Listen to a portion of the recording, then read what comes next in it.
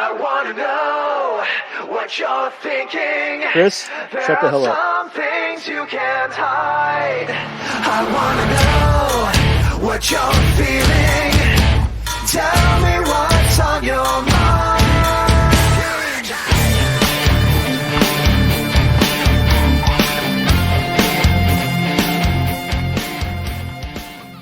Hey everyone, welcome back to another episode of Front Row Negative, the podcast. It is I, your host, Aaron, joined with my co-host, that fat bitch, but not as just regular fat bitch, Chris, as he's back again, on time. How are you doing, on sir? time this time. I'm good, man. I was just, trying to mind my P's and Q's, be the quiet, subservient co-host I'm supposed to be, apparently. Subservient. Yeah, last time, you were laughing off screen. I was trying to do the intro, and it didn't go so well. On my end, I'm trying to, introduce everyone in, and you're cracking up in the background. I can't help it, man. Usually we say something pretty ridiculous before we go on air, and I just can't help myself. So it's, it's you're partly to blame. I don't you wish that voodoo on me, Ricky Bobby? Hey, man. The truth is the truth. That is true. So tonight we are joined with a fellow artist, convention artist, comic artist, illustrator, all-around cool guy. If you've been to a convention in Texas or just the southern U.S., you've probably seen him there. Got amazing work. My kids own a few pieces of his that they're hanging up in his room. So we're joined by Mostafa. How you doing, sir? Doing great. How you guys doing? I'm doing good. I'm awake. Survived another week. It is good. Now, are you good. disputed? Were you disputed at one time, or are you just always been undisputed? I have always been undisputed. I am the Undisputed Aaron, which is a playoff of a wrestling group called the Undisputed Era. No longer a thing. Well, yeah, which is now no longer a thing in wrestling. Oh yeah, Mustafa. This is my wife, Nicole Mustafa. Nicole is kind of like our. If you've watched Big Bang Theory, she's kind of like our Wolowitz's mom. She's like our off-screen personality. Hi. Yeah. I was thinking you were going to Foco or something, but no, you went with the Wolowitz's mom. Okay. Who said that, Dwayne? Yeah, Dwayne nailed it. He was like, "Oh yeah," she's like Wolowitz's mom. I was like, "Oh, perfect." I mean, I don't know if we could have coined it any better if we wanted to. Yeah, it's part of a show. We're 2.5 men here for the show. Wait, which one of us is the half? Me. Most surely ain't me. Is it because is that it? Okay, we're gonna dig ourselves out of this hole. Oh my god. Go for there. But I've met you for a few years now since I worked at Comic Palooza. I will come by. I see you talking to other friends I know. You've always had great work. I think my original time meeting you is when they put you next to Matt Frank, Godzilla, another artist, Godzilla artist. Yeah. And if you've ever been around Matt, he loves to talk. Yes, he does. And talk. Yes, he does. And talk. Yes. I try to get in and get out. Say something and again. And so I remember one time I was waiting to talk to him because I brought him into Comic Palooza. I was waiting to get him his passes, but he was talking to somebody else. So I'm like, okay, well, he's doing that. I'll come back in an hour and a half later, and let me check the people around him because I see a lot of good. I never really get to see the art. I was always working, and I saw your art. It was really cool, and I forget which art piece I picked up from you that time. I forget. It's somewhere upstairs. Might have been a Spider-Man. It might have been or Iron Fist or Spider-Man. It's something like that. Oh, but I remember I picked up something and we talked for a little bit. And ever since then, every time I see you at a convention, I'm like, hey man, how you doing? Hey, what's up? Stuff like that. Oh yeah. Especially back in November at the toy show, we saw you. Yeah, that's right. At the toy show. The toy show was fun. Yeah. It was fun. That was a lot of fun. So, but yeah, glad to have you on the show. Try to have different guests with different backgrounds. Sure. My background. Yeah, we can see your background. And actually, I was telling Chris when we were having issues earlier that Spider-Man, Venom, and Carnage picture behind you is what my son has in his room. Oh, cool. Well, that's the one he has in his room. We share something in common then. So yeah, my son likes Spider-Man, but he's not fully into Spider-Man just yet. So, but he likes the movies. How old is your son? How old is He's your son? 6. He is 6. Oh yeah. He's got the whole he's gonna catch up. It's gonna be great. Yeah. Oh yeah. He'll get into it. Right now. His love is Sonic the Hedgehog. That's his main love right now is Sonic. So it happens. So Chris, you're being quiet. Yeah, man. Well, I mean, in full disclosure, I'm going to be, man, I can't. Things are going to be changing for me in the next few weeks, and so currently my situation has been bringing the candle to both ends. Which any of our 17 listeners that listen to the show know that I stay on the run full time with a full time job, and then trying to go to my basically my overtime job, which is doing the creative stuff, the art at night, constantly under the gun, behind the 8 ball, catching up, staying on deadlines, and just trying to keep up with the Joneses as far as the work goes. And Mustafa can attest to that. I know that when you talk about a busy guy, man, you're talking about Mustafa. I know that he's been slinging ink for how long you been doing it, man? Like how long you been putting down the ink though? Should I give the years, or should I just say since high school? Because I can say since I was 18, I can say that. Well, I'd say when did you start chasing the professional? Like when did it become the profession? 1998. That's when I started working at Image. So wow. I was 18 years old, and then 23 I started doing stuff for Marvel, and then the last several years, and then ADW and Hasbro and all that other stuff, and then DC the last few years. And now, back then for 15 years, I was doing interiors. And interiors, if you guys know anything at all, I'm sure about it. It's like a lot of work for not a lot of reward. It's the stuff that people flip through really fast. Yeah. And now I get to work on covers, which everybody sees, and it's a lot less work, and people notice it. So I'm just gonna stick on covers, I think. Yeah. Exactly. That's very cool.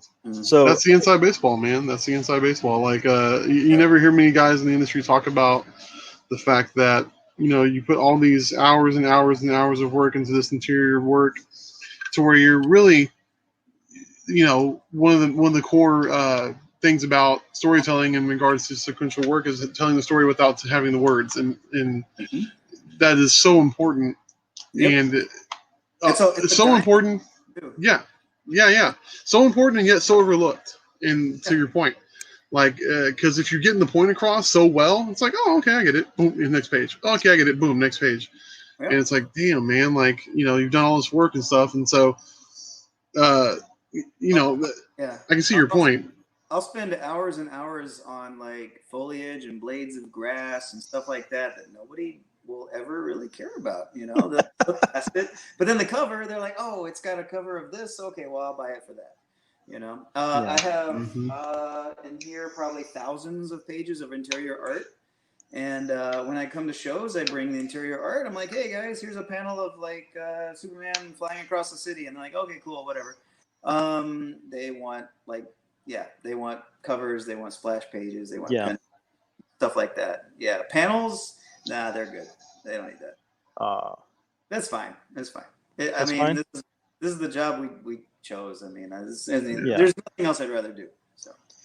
So along with that, I do have to ask, and this is kind of a 3-part question. Okay.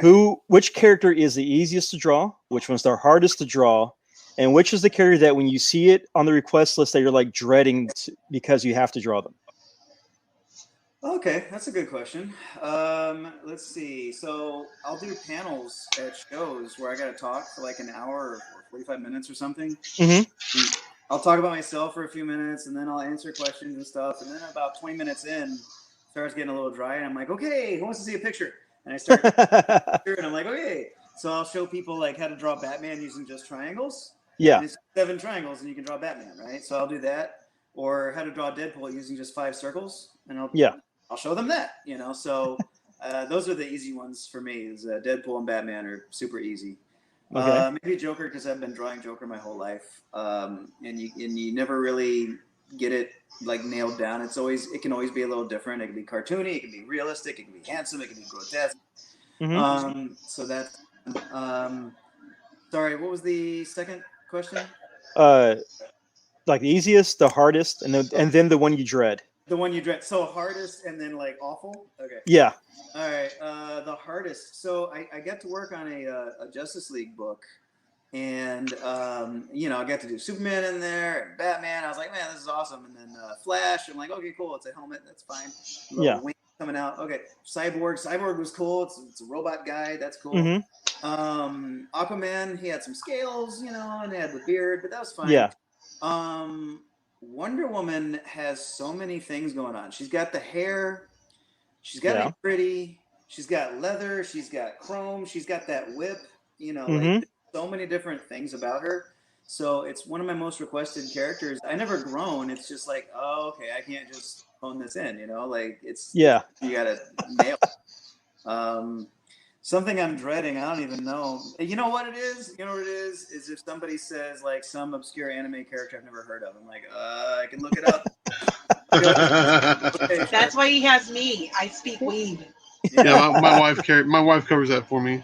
No, I went to Anime Matsuri and I didn't know any of that stuff. And so I had a friend come by who knew all that stuff. And they'd say like, hey, do you have obscure character, obscure? And I'm like, ask this? Yeah. Well, one of the reasons I asked because when I asked Matt this a long time ago, and he says that he hates drawing King Ghidorah because King Ghidorah, the Golden Dragon, all the scales. Yeah. And then you're drawing 3 of the exact same heads. Yeah. And he's like, I dread drawing King Ghidorah, but he gets asked a lot because Ghidorah is one of the popular kaijus, especially in Godzilla universe. I mean, he kind of even made an appearance in King Kong Godzilla, didn't he? He technically did. I mean, and he had a cameo, I guess you could say. Yeah. Yeah, he has a little cameo. Yeah, I remember Matt and me worked on a King Ghidorah piece that, like, I remember it was like that was my weekend. Like that was your weekend. Yeah, that's what I did. That was my weekend, and I want to say Michael at Bedrock City. I think he has the original to that. Nice. So I was like, yeah, that's awesome. Yeah, that's really cool. That's really cool. But yeah, I've always kind of wondered that with artists, like who they find easy to draw, like who is a challenge, which one's a challenge, and who do they dread. And when I've asked that to some artists, they said the one that they either dread drawing or find it hard to draw is Spider-Man because of all the little webbings on the costume, the detail on the costume. So that's one of the things I worked out. I'm not going to say I had it all figured out or anything, but it's one of those things I first realized at 7th grade, where if you get like 99 of those webs right and one of them, the whole thing is off. The whole start over. Yeah. That's why like oftentimes you'd see like Spider-Man from the distance and he just doesn't have any webs. It's just just blank. Like, it's gonna be a mess. No, we're just not gonna do it. Or then you see sometimes guys nowadays, they'll do the like I think what's his name? That's doing nonstop Spider-Man. I think he just does webs where it's just kind of like staccato random webs and not Yeah, I noticed that. Was it Finch that does that? Who? Was it Finch that's doing that right now? Or is he just doing the covers? I bet Finch does, yeah. No, I was thinking about the other guy. Tim Townsend was inking him. Chris Pacello. I think he does that. Oh, yeah. Pacello. Okay. And that's smart, That's smart. Spider-Man's fun. I like doing Spider-Man. Just if I might chime in on that, I'm sorry, real quick. I'll just like you, I had the hardest time nailing down the webs because the conventional way is that up and down that banner line. I've taken to not using the banner line, but just kind of doing contoured to the muscles. Yep, that's it. Yep. That right there, it tells the story. You don't have to worry about the bannered web because at the end of the day, it accents the muscles. It brings everything out. Around his chest, you make it bigger. Around his shoulders, make it bigger. Around some parts, you make it smaller and more narrow. And then in the hand, you can really like make them super narrow, so it shows the little spirals, and you can hit the knuckles and everything. Okay. Yeah. See, McFarlane was the first guy to really kind of show that stuff off. Mm-hmm. Yep. Yeah. Yeah. Sorry, I just Spider-Man is true to my heart. That's one of my favorite characters, and so I was like, oh, I want to talk Spider-Man. Well, I think also McFarlane also like put in a lot of detail into the webbing too. He made that gooey looking webbing, that spaghetti webbing. Yeah, the spaghetti way, like that's become like a mainstay now. Yeah, so That's the part I hate. No, I love that stuff. Oh, give me that all man. day, man. Ugh. Don't give me blades of grass and foliage, but give me like spaghetti webbing, absolutely all day. Yeah, that and debris.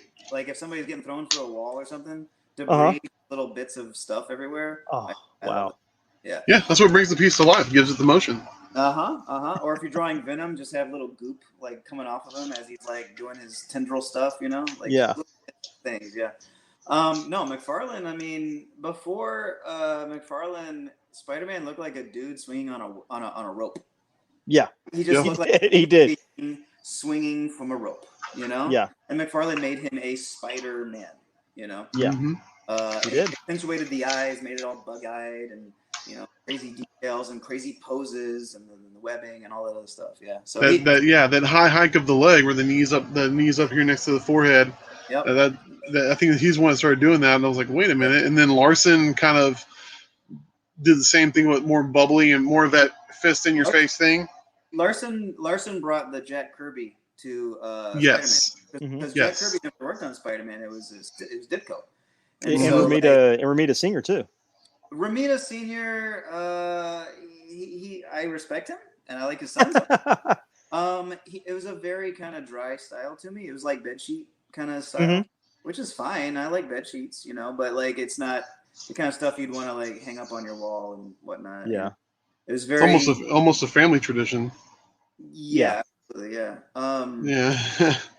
But yeah, so shoot, yeah. But if you combine like McFarlane and Jim Lee, like smash them together into an art baby, that's what I grew up, with. Okay. Awesome. Yeah, I mean, I like Larson stuff. When he took over Spider-Man, I remember Spider-Man looked very gymnastic. He looked like a gymnast. Yeah. With some of the poses, where McFarlane kind of hadn't like crouched and bent in opposite directions. Larson gave him like that gymnast, balance beam riding, look, that feel. Well, and a lot of things, so like going back, I mean, I was like 12 or 13 when he took over. And I remember I first saw it and I was like, oh, this guy's just doing a McFarlane impression. And I got to really appreciate it like a few issues in. And I want to say he either started inking himself or something. His lines got so much better, got so much more dynamic, and it kind of like took it to his own. And then who followed him, Mark Bagley, I thought was a clone of like Larson, who was a clone of McFarlane. But then I got to work with Mark Bagley, so I can't say too much now. I like his stuff's great. I do like Larson. I love his Savage Dragon stuff. I was a big fan of his Savage Dragon. So transferring from Spider-Man to a Savage Dragon, there's a big difference in style. Well, Savage Dragon was like Invincible 1.0. Yeah, it was very much Invincible. Yeah. Yeah, pretty. But 10 years before, Yeah, 10 years before, and I want to say, to me, more dynamic, more believable in a way, just because of the street level with Savage Dragon, with Invincible from the suburbs. That to me, Invincible is just Spider-Man that has Superman's powers. Yeah, to a degree. But I just really like his work on Savage Dragon. I remember seeing the artwork and really liking the detail that he put into the background. Like there was one issue where Dragon was fighting this like sailor lobster guy, and the lobster just wanted to fight him just to fight him. And the battle went from like the docks to the city through a restaurant, and there's just stuff everywhere that he put the detail into. And like you said, your foliage, but this is like the wood grain and like cement and just all of that, and it was just really well done. And that was my favorite. That's my favorite issue of Savage Dragon, is that one, just because it was a one shot, but it was a fun one shot. Yeah, what was the name of that? I don't even remember. Was it like a created character or something? I think it was a fan submission, like Lobster Joe or Lobster Larry or something like that. I was going to say Lobster Johnson, but I think that's Hellboy. Yeah, Lobster Johnson's Hellboy. Yeah.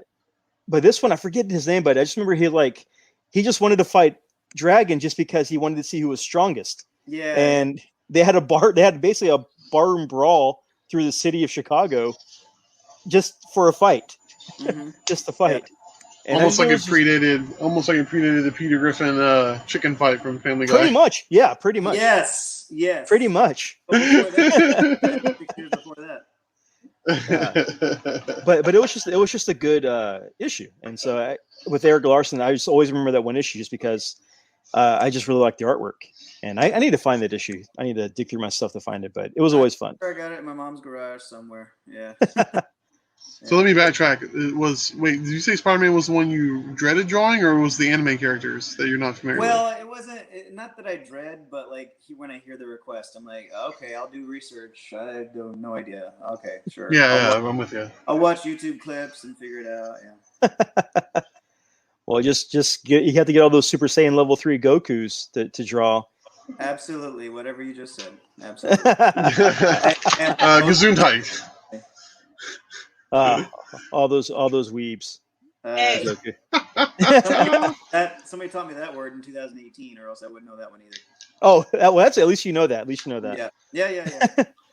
So we're gonna hit it. We're hitting it kind of late, but we have a segment on the show. It's our only format of the show. That is pretty much what are you watching, what are you reading, what are you listening to, what are you playing. Chris's typical answer is one or two things, which is fine. That's fine. So since you're the guest, we'll start with you. Are you playing anything? Are you reading anything? Watching anything? Or even listening to anything, like a new album drop or an old album or anything? So yes, all of those things. I'm doing. Let's see. So my favorite thing to do. I mean, I like drawing and everything, but my favorite thing to do when I'm not doing that is video games. Mm-hmm. And so I took a chance. I don't know how in the weeds you want to get as far as video games go. We can go. That's fine. I'm a gamer myself. We talk about roguelikes and stuff like that. Okay. Roblox? Right. Oh, you're a Roblox fan. Roguelikes. Oh, roguelikes. Not Roblox. No. I'm He's not 12. Sorry. Oh, no. I got friends in their 30s that love Roblox. I'm not going to judge, but it's just not for me. I watched them play it, and I was like, what am I doing with my life? But no, roguelike is a type of game where you play it, and you do fine, and then you die, and you start all the way over at the very beginning. Right? Okay. So basically what we used to play on the NES and Super Nintendo back in the day. So like, everybody nowadays, I died, and then it goes back to like 2 seconds. And like, there's no peril, right? So these games, you could be invested in like an hour, 2 hours. You open up the door, all of a sudden it's stuff that you can't handle, and you have like real peril. I was playing Returnal on the PS5. It's a really fun game. It's a lot of just frustrating moments where you want to throw the controller, but it's really great. And before it, I was playing Hades, which a lot of people gave Game of the Year for that terrible year we endured last year. So people didn't know like a lot of the big games that came out, but Hades is just this awesome game.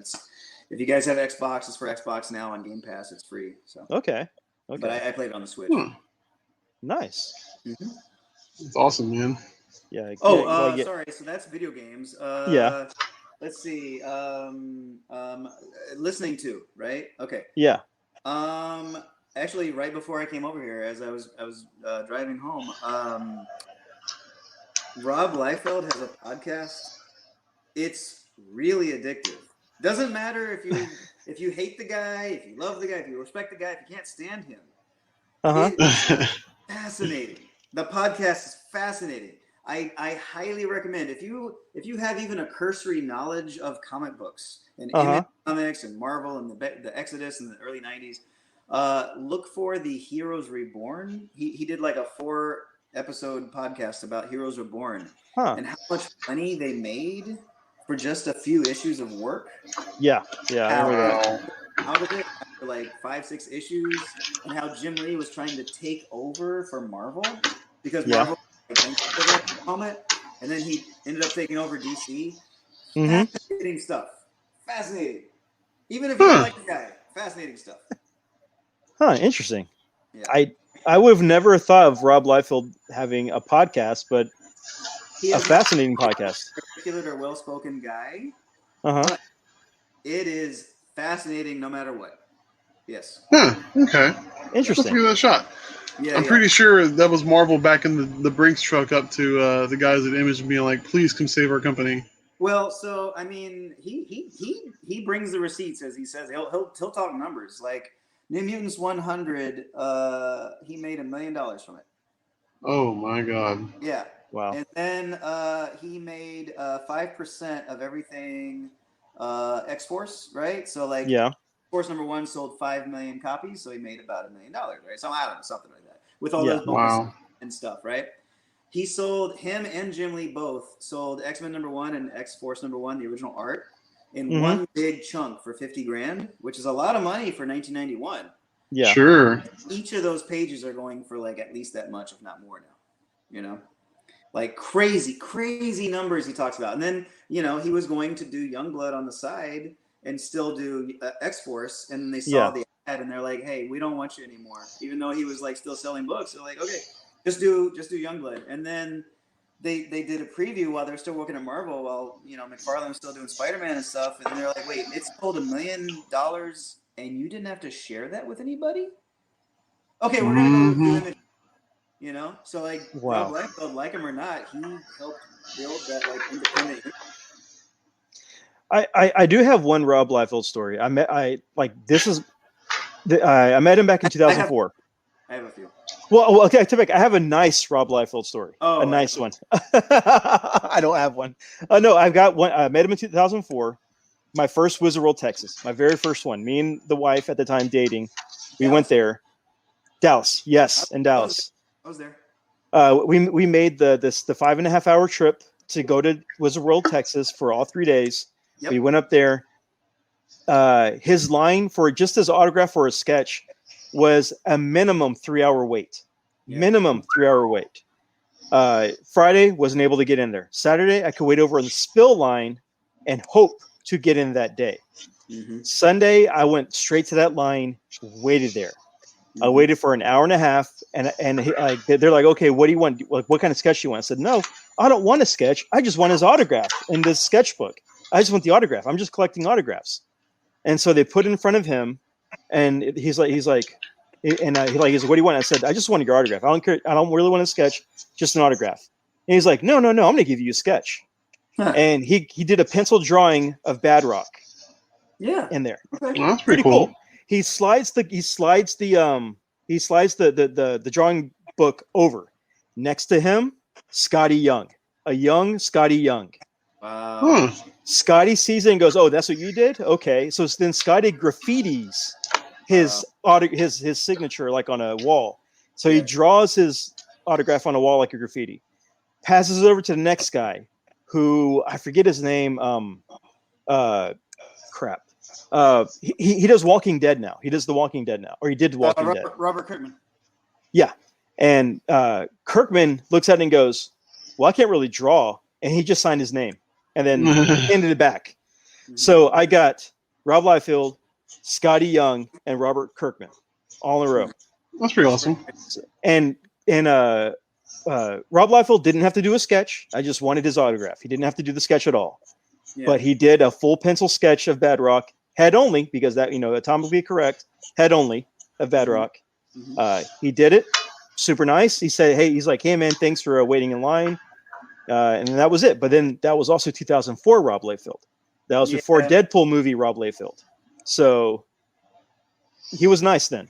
That was before he was drawing a balloon Deadpool for $88 or whatever. Yeah. The balloon Deadpool for $88 or oh my god, the CGC tax fee and everything like that. So right. I mean, I don't fault him for any of that. I mean, if there's a market there, then if they're not paying, then he wouldn't do that. But yeah, that is true. So that is true. I get it. I've heard some stories, but there's no need. Oh, that's fine. That's fine. All right. So, Chris. Sorry, Mostafa. Are you done with movies or reading or books and listening to? Or? So I finally caught up on The Boys. I know. It was like a year ago and stuff. But I don't know. I can't even use the excuse of being busy. I had COVID, like 2020. Like nothing was happening.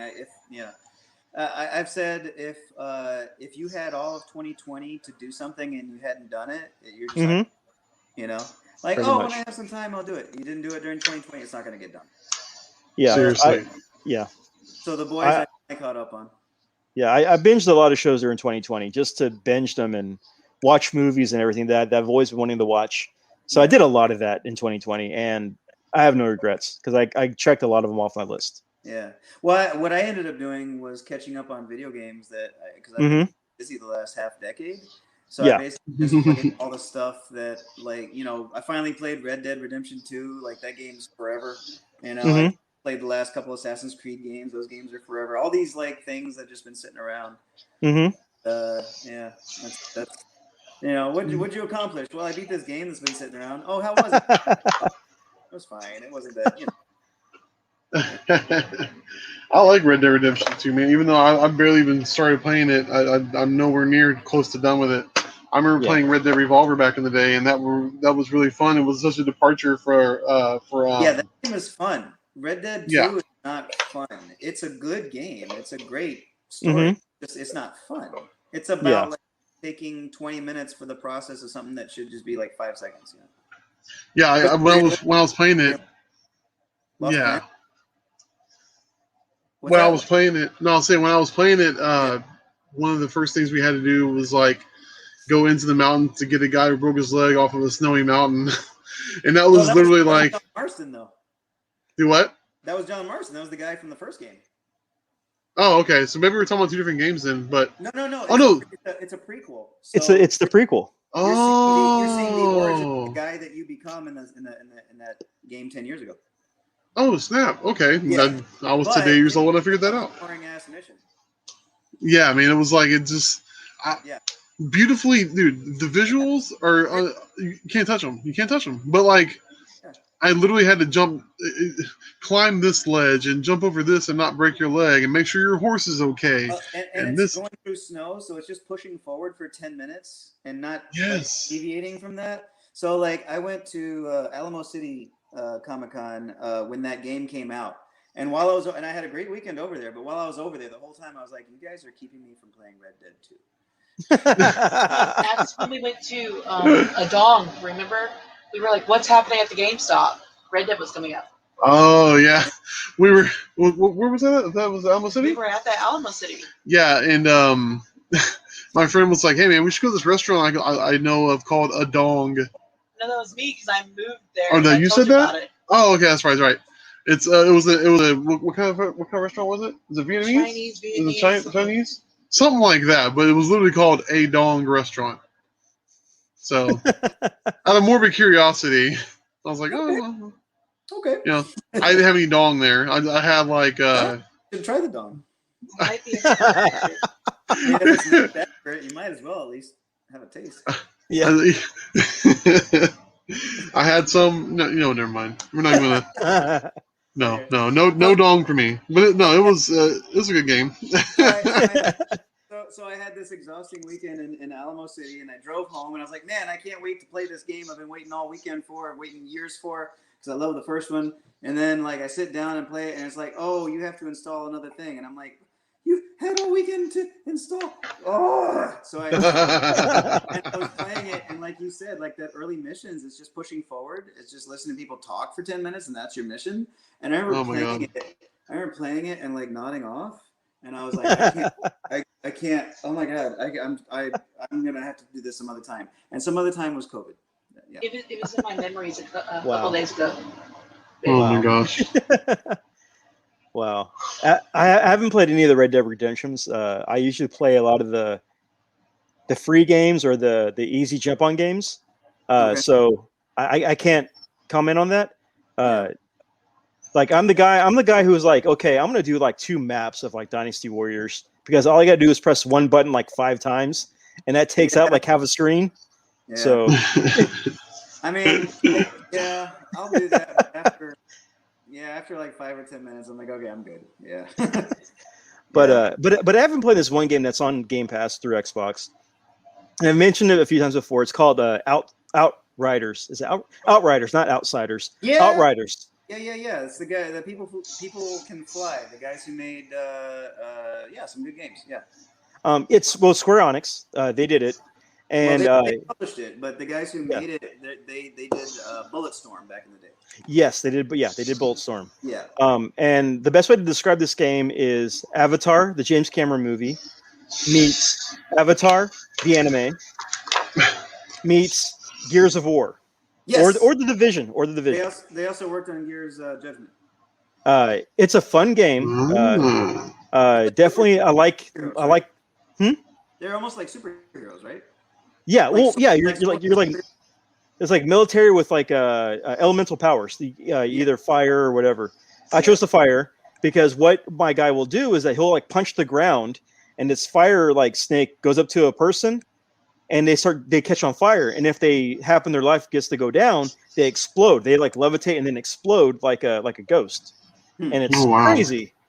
It's super crazy, but it's a lot of fun. I remember that game was available like day and date, and I was like, man, that's kind of a big get for Game Pass. And I just have never played it, so we might have to. Do you still play it? I still play it. I think I want to say I'm halfway through. Well, I'm at least halfway through. Can you do like online campaign together? You should be able to. Okay. I know the matchmaking. The matchmaking pops up in the camp areas. Okay. So it's a lot. Yeah, it's a lot of fun. If you want to be my Sherpa and help me out through that game, yeah, I'll help you out. Okay. I'll be your backup. I got some sweet sniper rifles that I like to use. I'm a shotgun guy. I'm an up close and personal guy. Okay. No, one of the sniper rifles I have, the first bullet freezes the enemy in place. The second bullet sets them on fire. It's really weird. Wow. It's really weird. I don't know if you're a Borderlands fan. I'm also a big Borderlands fan. Yes. Love Borderlands. Love Part 2. Part 2 is the best Borderlands. By far. Part 3 was... By far. Yeah. Part 3 was fun until the ending. I wasn't a big fan of the pre-sequel. It happened. I like pre-sequel. I didn't like the pre-sequel. I thought it was funny because what was it, O2, like oxygen, but yeah, Oz, and everybody had like Australian accents. I thought that was a nice little in joke. I don't know. It had funny in jokes, but Part 2, you hated Handsome Jack so much. Yeah, he became like the bastard of all bastards in video games. Yeah, there was legit hate for this character, and even when I was looking up like videos. People hated him. I loved Handsome Jack, seriously. Well, people love him now, but when the game was coming out, I was like reading reviews and reading stuff. He was great. People hated Handsome Jack. For reference, he got Roman Reigns 2017 hate. That's how bad people hated Handsome Jack. Got the go away heat. Yeah, he got the go away, go home, go kill yourself heat. Jesus. People hated him, but. He's an amazing character. He's an amazing, great villain. He's a great villain. I was about to say, I apologize for not being able to add this conversation. I am completely the third wheel when it comes to the video games. Oh, dude, I'm sorry. We can talk wrestling, and then I'll just. No. I apologize for not being able to add any. I like Dr. Mario. Does anyone here like Dr. Mario? Yeah, I love Dr. Mario. That music I can still hear in my head. Yes, Dr. Mario. I'm a Tetris guy. Tetris is my favorite. I like Tetris. Hey, Chris, I know you like Burger Time. Let's talk Burger Time then. Okay. Mustafa, you familiar with Burger Time? I love Burger Time on the arcade. Dude. Yes. That is literally one of my all-time favorite games. I have an arcade cabinet that has like ROMs on it, and that's one of the ROMs on it. Yeah, it is. And me and my nephew, when my arcade is working, which I currently don't have any video, I have to like check the video card or whatever. But like, we have like the high score. It's just me and him trying to beat each other all the time. Oh, that's awesome. It's addicting. It's addicting, and the furthest I ever got without using any of my pepper was like the level 5. Yeah, and that was just on lucky whim. Yeah. It's on the Switch. I have it for my Switch. Oh, don't tell me that. I have to be productive. I have to be productive. No, it's on the Namco Classics that's on Xbox Live. They have the Namco Classics in the store. Damn it. I think it's like on sale for like $8 or $7 for Namco Classics, but it's on there. It wasn't expensive for the Switch. Yeah. Dude, was it the arcade version or is it like the NES version or something? The Namco. I'm sorry. I thought you were talking about me. I was like, mine is the arcade version, but go ahead. I'm sorry. Okay. I thought we were still fun to mess with. Don't mess with like the. Well, the Namco Classics, they say that they say they're the arcade ports. That's what they claim. It's the arcade ports. But I know for the Dig Dug that's on there, that's the NES port because of the way the enemies move, their programmed move. It's Yeah. NES port, not the arcade port of how they. Okay, so you are dig deep with this. Okay. Well, I mean, when I grew up, we went to a washateria when I grew up, Yeah. you know, and their washateria had arcade games, Mhm. and they had Dig Dug, they had Burger Time, and they had random fighting game in the corner that was Yeah. always recycled out because it would break. Oh, And I got really good with Dig Dug. I got pretty good with Burger Time. wow. And so whenever I played Dig Dug, I would memorize the pattern of the arcade of the enemies, and I was able to progress. When we played the NES port of it, they had different patterns. They had completely different patterns because I kept dying the first stage. I'm like, hey, how is this possible? I played this at the Blasphemy! like, well, what I'm the a hell's going Dig on? Dug god. So it's different patterns. It was different patterns. But yeah, I love Dig. But this Namco Classics, they haven't bought it yet, but they say that they have the arcade ports. Okay. That's what they say. So hopefully they're true. But yeah, I've played Outriders. I love that game. I'm having a lot of fun doing it. I'm doing all the side quests right now. Yeah, I need to try that game again. It's just kind of out of sight, out of mind. I have like all the systems, and there's free games every month, and then there's like discounts, and then new stuff comes out. So there's all those good things. But today, or not yet today, yesterday, I got the beta code. I don't know if you've ever played a game called Left 4 Dead, like back in the day for the 360. Yeah. Well, there's an unofficial sequel coming out called Back 4 Blood. Mm-hmm. This weekend is beta testing. Damn it. So if you get a code, you can go online through Xbox, PlayStation, or even PC and beta test Back 4 Blood for this weekend only. Okay. And I went to the GameStop yesterday. I reserved the game, so I got an additional beta code. I'm going to play through that all weekend long. That's my plan. I'm going to watch the Suicide Squad, play some Back 4 Blood, and maybe play some more Outriders, depending on if I have any chores this weekend to do for that around the house. But those are my plans for with Back 4 Blood, because I love Left 4 Dead. That was a game I played the hell out of when I was in college. When I got out of college, I play that game a ton. I love that game. It had like so much Left 4 Dead merch and comics and everything. That was my thing. So I'm excited for Back 4 Blood. So awesome. Speaking of Back 4 Blood, Mostafa, you've been going to cons again. Yes. Since COVID has been a thing. I know that fresh in everyone's mind is the Delta variant, which I can't stop thinking about every day because it's how can you not think about it? I mean, how has the con season, this abridged con season, been for you so far? Let's see. I don't know. Well, first let's say, how many have you started going back to cons like within the last few months? Absolutely, yeah. Okay. My schedule there, actually for a while now, it's been almost as busy as pre-COVID. Okay. Really? And I do usually have about 40 shows a year. So that gives me, maybe a week off every month or so.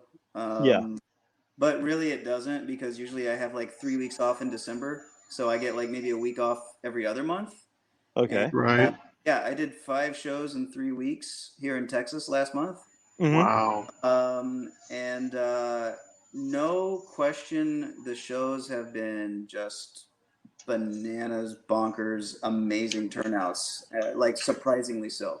Okay. I was going to say, man, that was my question, because it's been wild for me. Like as badly as I want to do shows again, I'm just very fearful. I mean, it's just, you don't know. You know what I mean? You just don't know. You don't know who's got what and who's bringing it to your table. You know what I mean? Well, I got my shots back in April, and Same. Well, not in April, but yeah. I'm not a professional. I know there's a lot of professionals who claim to be, at least online. Mm-hmm. Well, this is the truth, and well, have you heard this? And all those Google Docs. Yeah, exactly. I don't know, man, but I know I can do whatever I can to be safe. Like, I'm going to MegaCon next week in Orlando, Florida. Florida has been in the news, and I'll be it has. Right next to Disneyland and all that other stuff. It's the first show that I've done since a show I did up in Dallas in December. It's the first show I've done that's requiring masks. They haven't required masks at the shows I've gone to. It's more about like encouraged, maybe, but not enforced. And I see like New York Comic Con I'll be going to in October. New York is, I want to say, the first city to actually have like the card requirement before you like can get into a restaurant or get into a gym or things like that. So that might be the next step, is like just having people require cards. But no, the shows I did it. So before Comic Palooza, all of the shows have been outskirts of major cities. So not a major city. So like I did a show not in Seattle, but in Puyallup, which is like 40 minutes outside of it, right? Yeah. I did the show not in Dallas, but in Hearst, which is outside of it, right? I did Albuquerque, which, I mean, if you want to count it as a major city, I'm sure they think of themselves as a major city, but it's not. It's a smaller city. Great people, great food. They put chilies on everything, but anyway. That show was over twice as good as my last one over there before COVID. Wow. That Puyallup show was better than Emerald City, and that's a 4-day major show. Yeah. Did Comic Palooza, a couple weeks ago here in Houston. I want to say Comic Palooza is the first major city in a major show in a major city. Yeah. And in 2 days, I did almost as good as 3 days previous, before COVID. That's wild. It was the best 2-day show I'd had by like 4 p.m. the first day. That's insane, man. Unprecedented times. And well, it's just people were home for a year and a half. They wanted to get out again. And if you go back to like May and June, like there was this optimism in the air. There was this hope. And people were like, I can get out in the air. I can breathe again. We don't have to wear masks. Oh, this is great. And now it's like, this is why we can't have nice things. You're right, exactly, and I think that's what we have to attribute it to, and that's what I have to keep reminding myself. Is I've been passing on show opportunities, because quite frankly, because I've been fearful. You know what I mean? And but from what you said, and any other vendor or artist I've talked to has said that they've been having record numbers, which to your point, you have to attribute to the fact that people just wanted to get out and do something normal again. Yeah. You know what I mean? And I have bills, I have responsibilities, I have family to take care of. Like I did not make money at the end of 2020. It was like a loss. So I have to big time. If it's quote unquote going to work, then so be it. I'll do what I can to be safe and not be a knucklehead. But sure. I mean, and honestly, like I don't know. You hear all these stories about people who get it from like takeout, was delivered to their house. Yeah. I mean, like, if if a satellite's gonna fall on my head, I might as well just leave the house. I don't know. I don't know, man. I don't know what the answer is, but this is what I'm here to do. So I'll do it. Right on, man. And I respect that, man. You and I go back for a while now, and you know that.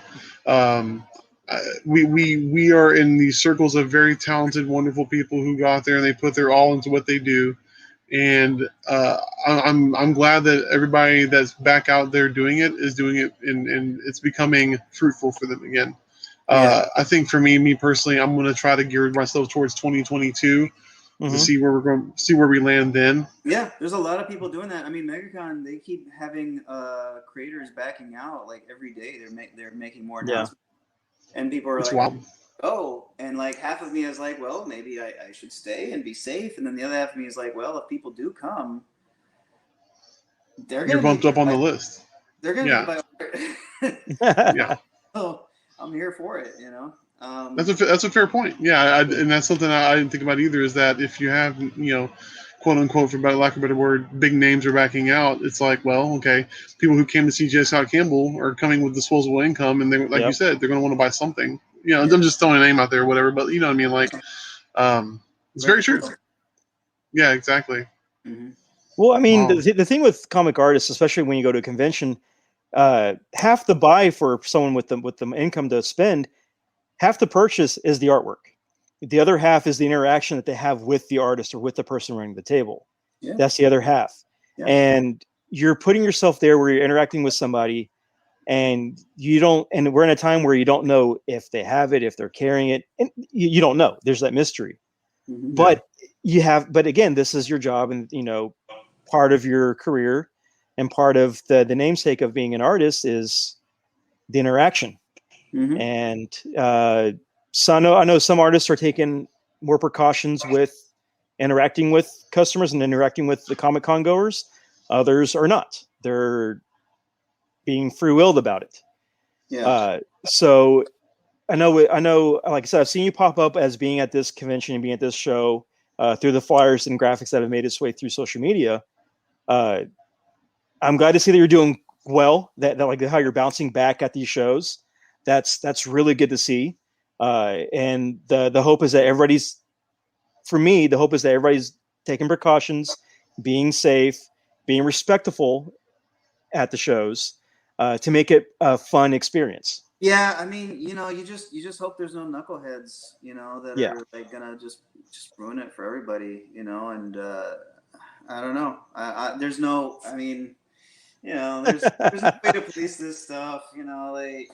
Yeah, you can't please it. You can't please everyone. That's the Yeah, thing. You can't please we can everyone. talk video games if you want. Yeah, no, it's fine because I had the similar at the toy show, the one toy show that we were at. I had my table where I was garage selling all my toys and stuff that I had there. I had my daughter with me. She came with me, and we had a pump of sanitizer on the table, Mhm. and we were offering that anybody can use it to try to help keep our part and stuff like that. Mhm. And we did have one or two people come by and they saw that and they kind of scoffed and they walked away. That's their opinion. That's that's all them, that what they want to do. Now, that bottle that I took there, it was a big giant bottle. By the end of the day, it was half gone. Yeah. And so, I mean, other people were using it. Mhm. But, going back to the conventions, I think, but if 2020 taught us anything, personal hygiene, wash your hands. I think that's the main thing right now. Wash your hands. Yeah, feeling sick, maybe stay home. Yeah, if you're coughing, Yeah, seriously. if you're feeling sick, stay home. If you're gonna cough, pull the Dracula, dab, and cough into your elbow.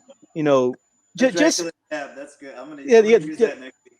Yeah, if you're feeling sick, dab on the hose. Whatever. Dab. Well, that's what we taught the kids. well, that's what we taught our kids. We're like, hey, if you need a cough, do the Batman or do the Dracula, where you cough into your elbow. Right. Or sneeze into your elbow, stuff like that. Yeah. Yeah. And just to be clear, I wasn't, I just figured this was a perfect time to ask someone who's been out in the war zone, essentially. Like, I want to see kind of, what your experience was, because, and let me be clear, by no means at this point, dude, like, everyone knows about it, right? It's not a secret. Mm-hmm. It's out there. You take your life in your own hands. Yes. I think what a lot of people are coming up short on is the respect aspect of it. Yeah. Like, I'll respect the fact that you think it's dumb and fake and whatever. That's great. But also respect the fact that I don't want you in my face either. Like, if you think I'm a nut for believing it, okay, then think I'm a nut. I'm not going to sit here and judge you. Like, surely you can give me the same respect. But honestly, sometimes that's difficult. Oh, no, I agree completely. And like, one-on-one, I might share an opinion, but I probably won't. Mm-hmm. But like online, I definitely won't. Forget that. Yeah. No, half of my audience is going to disagree. Whatever opinion you give, at least half the audience is gonna be like, "Well, you're the the worst person on earth," and the other person's like, "Yes, more power to you." So like, I'm not gonna wade into that. No way. Yeah, no, I don't blame you, man. Not at all. All right, the following was a PSA from Front Row Negative. The expressive views and concerns of our safe and healthy audience. I just thought it was important to talk about. It's a good thing to bring up because we haven't really said that. Because of that, we've brought on guests in the past that either don't go to conventions, don't go out there in public like that, or they work from home, or they have a regular office job. We haven't really talked to anybody that actually works out in the entertainment event industry yet. We haven't talked to anybody like that yet. Very true. So this is kind of like a first for us. I'm happy to take your virginity away from you. Yeah, well, that's so dinner's on you. Okay. Appreciate it, man. Yeah, He yeah. didn't even buy us dinner yet. He didn't buy us dinner. Well, I want to throw it out there. I'm a Tex-Mex guy, so I want a margarita. Oh, don't you start that. No. We're not talking about ponchos. We're talking about. God We're talking damn about it. like. No. Ponchos. God You damn want it, Chris. ponchos? I love ponchos. Boom in your face, Aaron. I'm telling you. Look. It's the worst, but it's also the best. Thank you. It is the worst. It is the CC's Pizza of Mexican food. The point is, Aaron, no one's disagreeing with you that it's trash food, but it is delicious trash food. Okay. Jack in the Box tacos are the worst, but they're also the best. Thank you. We talked about that as well. At 2 a.m, there's nothing that soaks up alcohol better than Jack in the Box tacos. I'm not disagreeing with you. I'm not disagreeing with you. But Mostafa, I gotta explain this. Oh my You see, God. Chris's selling point for ponchos a while back on Burn Appetit, and God damn it, Bernie, I know you're listening too.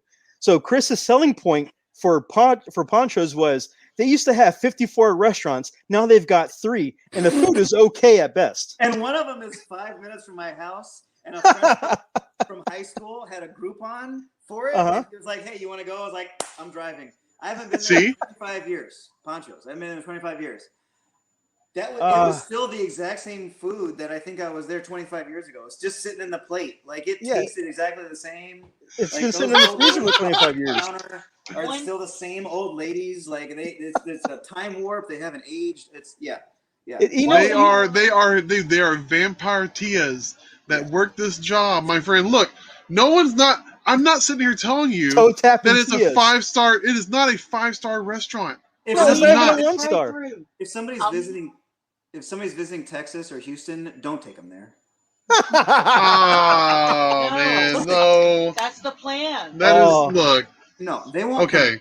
They won't come back. They're not going to come back. Yeah, from the grave. Okay. So further to your point, we got enough people here, Mostafa. We don't need more people here. We're a very above the brim city. Okay, so if they want to go back home, people by taking them to ponchos. That's how I'm calling the population.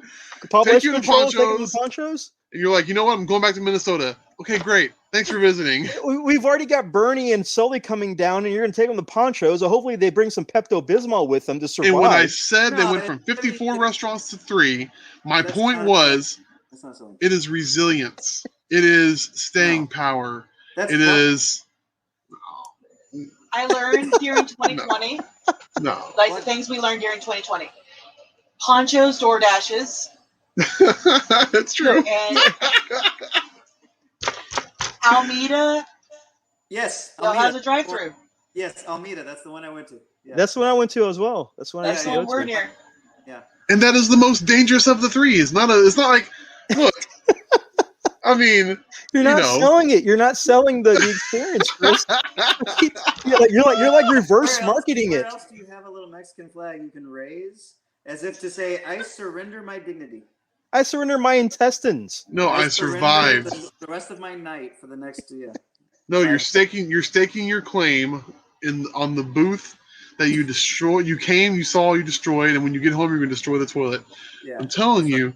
I gained 4 pounds that day. Yeah. Gained 4 pounds. Yeah. And 3 of those were sopapillas, surely. Chris, I gotta say this. You go to YouTube, you watch those ads, and it says, "Don't you have 5 pounds of toxic poop in your intestines?" They're talking about ponchos. Those ads are talking about ponchos. It's a rite of passage, Arian. Yeah. Passage through the intestine. That's a terrible rite of passage. Hey, since we're talking on topics, if you were to recommend places, if people are visiting Texas, visiting Houston, where would you recommend? Please don't say ponchos. I got one place. South Houston. It's southeast side of Houston, off of Fuquay Street. C&D Burger Shop. C&D Burgers. Okay. It's a mom and pop place. Amazing burgers. Like the scrap metal place? Yeah, C&D not scrap metal. They make burgers too. No. This do you place pay for them in $2 bills? This place is right next or close to the old Dobie, High School, off of Fuquay. C&D Burger Shop. Okay. Amazing, like grilled burgers. Amazing. I'll go there tomorrow. Yeah. Okay. D&D scrap burgers. Oh man. Made from scrap. From scrap. Okay. So I would say like Whataburger or Shipley's. Well, I would say Whataburger. Definitely go to Whataburger. That's a Texas tradition for anybody. Yeah. True, but I feel like those are low hanging fruit though. Shipley's for the kolaches, no?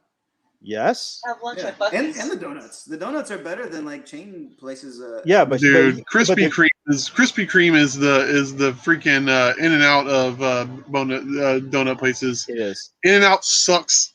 Krispy Kreme sucks. Oh, I'm sorry. I thought you were saying it was good. Okay, yeah. Yeah. Oh Krispy- no. Krispy Kreme is. I don't like caviar, but Krispy Kreme is caviar compared to Dunkin' Donuts. Dunkin' Donuts is hell donuts. I hate those things. I've never been a fan either. You never had Dunkin' Donuts? You never had a No, I Dunkin' have, Donuts? but I wouldn't. It wasn't my thing. Oh, my Yeah, kids love it. My kids love Dunkin' them. Donuts are terrible. They're like tires. They're like little tiny tires that you have to chew on until they digest through your. It depends on that depends on the restaurant, but my kids love them because they have the themed donuts. Like they'll have the Halloween donuts or the Christmas donuts, whatever. And it's always a fight to get those donuts because you'll have the one person coming in the morning for their meeting and they'll buy out all of the holiday themed donuts for their job or whatever. And my kids aren't able to get any of them. But for Dunkin' Donuts, they have great coffee. I'm not gonna lie, they have great coffee. Yeah, their coffee's all right. So But I don't know, man. Food and the food is terrible. I feel like after you've had a fresh Shipley's donut, even a not so fresh Shipley's donut is still a delicious donut. it is. So Shipley's is the best. I'll say that Shipley's I think is the best, but after like a day and a half or so, they're pretty inedible. Oh no, you're right. I'm talking about when I say not so But when fresh. they're I'm talking fresh, about like Nothing beats it. yeah. Well, I think in my experience from being the chubby guy I am, I feel like Shipley's has probably at the max a 6-hour window. Yeah. From baked to no longer any good. And it depends Unless you put it in the refrigerator.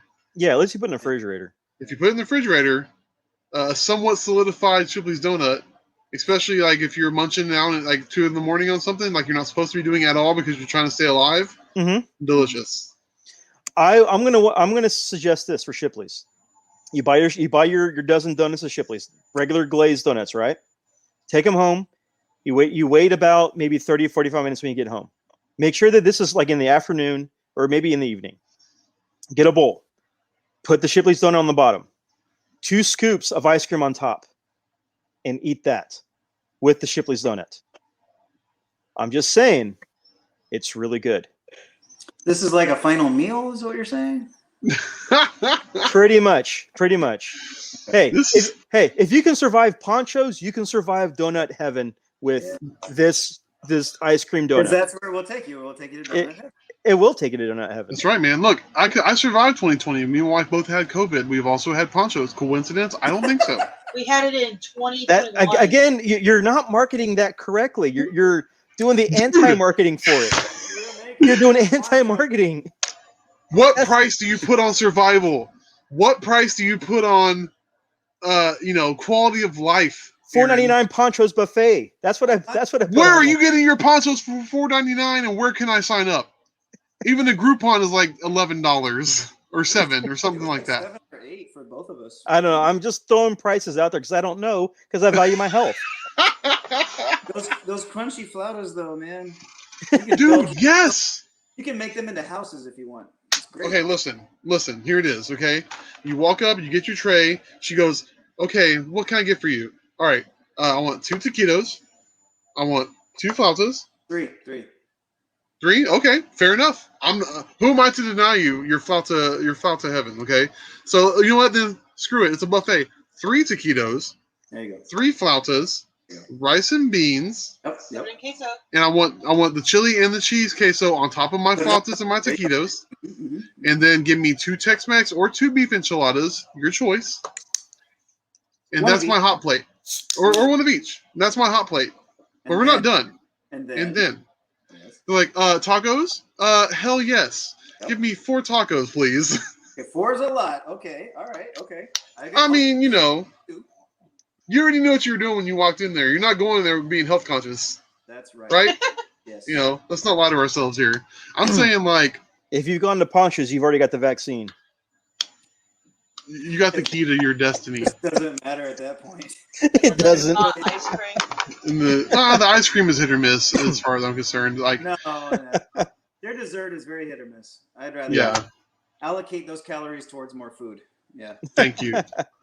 2 more tacos, please. All right, Mustafa. So apparently in the future we're gonna have a Ponchos Palooza happening eventually. We will. We're going to have a giant ponchos, and to Mustafa's point, we're going to use the Groupon because we're taking 73 people. We're going to need a price break. For God's sakes. So we need an expense account. Future date to be determined. Eventually. After we scrap burgers. Yeah, C&D Scrap Burgers. Yeah. But we're going to invite you to come to Ponchos to suffer with the rest of us for Poncho Palooza. That's going to happen. Suffer. Ugh, let's suffer this conversation. You don't know what you're talking about, Aaron. It's delicious. 9 minutes. C&D Burger Shop is 9 minutes away from me. But then again, I was about to say, what are the hours? I feel like you're kind of tempted. Yeah. It's close. It's close. It's 3.5 stars. Very, very middle of the road. Solid rating. Yeah. I am gonna look up ponchos now. You know that, right? We have to, and I'm sure it won't rank high. I'm not delusional. Go to the humble one. Humble. I'm gonna do the one over here. Palmita. Okay. 1 star. It's Aaron, probably 2.5. Probably gonna be 2.5. I'm not even. Oh lying. man. You don't have to get out of the car. Go to the drive-thru. 3 miles, 6 minutes away, and it is 2.5 stars. Yeah. Come on, man. A little high. Well, that's the one we had the beans that we thought they spilled coffee in. That's because we went through the drive-through. The beans were different in the It drive-through. was during COVID. They weren't open. Yeah, that Ponchos has a drive-through. But no flag. You can't raise the flag. No, you just you wave your napkin. You wave your napkin from the car. Like, hey, A, open the window. a drive-by waving. Hey man, I'm not going to sit here. I have nothing to defend. There's a reason why Ponchos has been around for as long as it has. Man, Okay. 3 now. Jeez. Because people forgot about it. Checkers has come and gone. Checkers tried again. No, we Quit have trying to Checkers up the street. And is it okay? still open. Exactly. There's have a like 2 Checkers up the street. locations. Hey, you know Checkers what? You know is what? overrated. You know what? This Checkers is better than your Ponchos. No, Yes. man, you're really testing our friendship. I've never been to Checkers. I've never had Checkers. This Checkers is amazing. This like they give you a bag of fries. If you thought Five Guys gives you bags of fries, Checkers gives you bags of steak fries. Yeah, but Do they you charge eat all those 50 fries, Aaron? bucks. Five Guys is awful. I'm It's sorry. expensive. Five Guys is awful burgers. I didn't say it was Slightly good. overrated. I didn't say it was good. But I'm just Yeah. saying that like the content of like the bag of fries. I'd rather just go hungry. So I looked up ponchos in Humble because somebody asked, and 2.5 stars there too. Oh my That's the god, best one. it is so good. Look. Oh, and they have pictures. Oh my god, these pictures don't help it. Oh, Is it my Martin? Ah! Oh my god, these are not professional taken pictures. These are like they're like snuff film quality pictures. Oh my gosh. Just like their food. Yeah. Somebody took the pictures on their Motorola flip but phone. somebody took a picture of the flag. Yeah, dude. Oh! But that flag is down though. That flag is down. It's at half mast for somebody that they lost at the table, I think. Oh! Pretty Humble's much, The clean pretty much. location too. Humble is the penultimate location in the Houston area. Wow. Everybody's like, it's last word, it's gone forever. Penultimate. Oh man, I don't know, man. I really feel like I'm gonna get my retribution when we have this get together at Ponchos. And I'm gonna prove to everybody Ponchos is worth it. Dude, Poncho When we were Palooza. first friends, I will match you flauta for flauta. when You we were will? First friends, yeah. Yeah. Okay. Me and Mustafa are gonna have a flout off. We're gonna flout. We're gonna. Let's call it something else, though. I don't know about that. I'm It bringing the does sound. camera. It's gonna be a video. I'm gonna bring the camera. Oh my Flauta God. off. It sounds like no offense, Mustafa. I'm gonna flout to myself, not with you. Yeah. This is how I knew. Yeah. I gotta This is how I knew I was gonna marry you.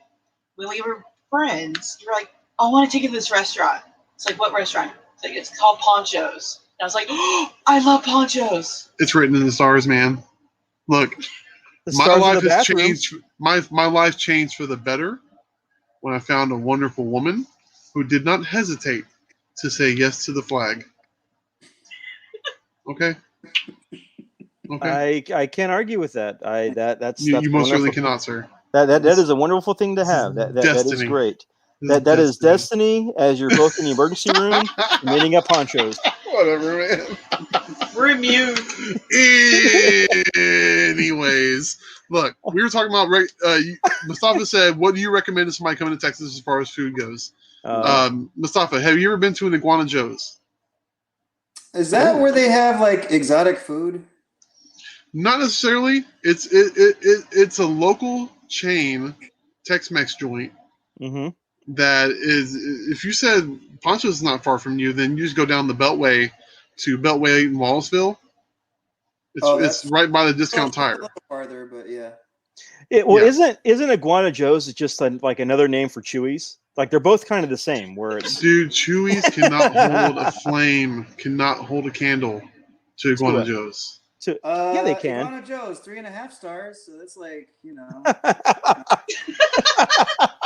Look, just because I recommend something doesn't need to have 7 stars. It's not. We're not looking for the Kenny Omega of restaurants here. All right, Dave Meltzer. All right. So we got. So as far as Tex-Mex, I'm curious now. So we have. We'll put it in the top 5 ponchos. What do you have as your top? Top 5? No, bottom 5. Bottom 5. Oh my God, you are fired from humanity. There was this taqueria near Texas State where we watched them mix the guac with an attachment to their drill. Oh my God. Okay. Wait. So you're saying top 5 Tex-Mex joints in the Houston area? In the Houston area, like does Papacitos make the list? Is it near the top? Is it in the middle? What do you get? Okay, so obviously we're going to start from the bottom, and then we're going to end up here. Okay. We're gonna start at the bottom and stay at the bottom if you say ponchos. Whatever, fool. Listen.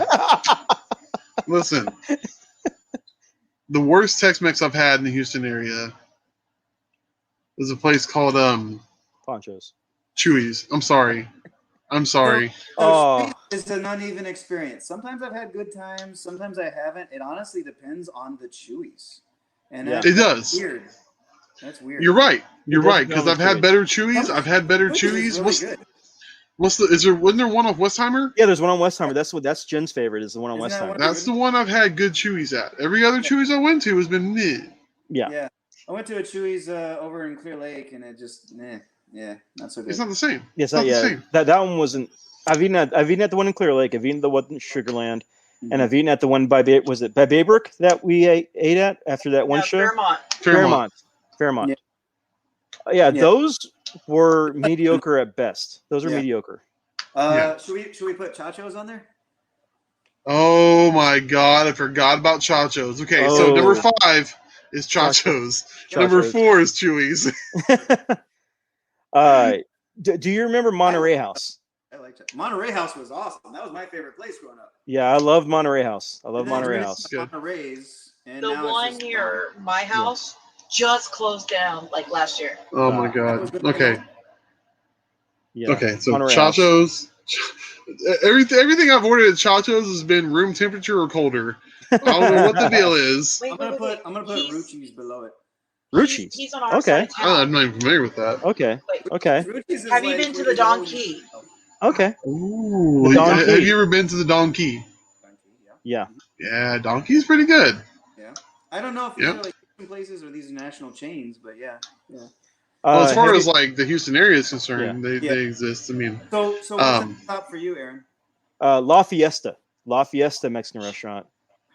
We have a few of them on our side, on the center of Houston, west side of Houston, and north side of Houston.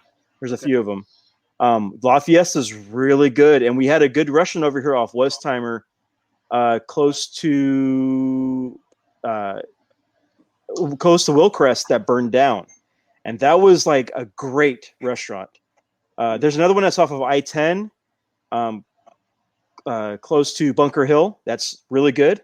Okay. But La Fiesta is amazing. I mean, they do a lot of good food. you're going to take me to this La Fiesta, man. I've never heard of it. Underneath them, I would say La Tapatía. Yeah. They're pretty good. Okay. And then under them is where I would put Chewy's. Like, so that's my 1, 2, and 3. You would put Is- Chewy's, you'd put Chewy's ahead of Papacitos? Yes, I would. I would. I personally would. Okay. So I think Papacitos is kind of hit or miss as well. yeah, it is, because that's a franchise. The It's biggest a hit. franchise, but didn't it originate in the Houston Galveston area?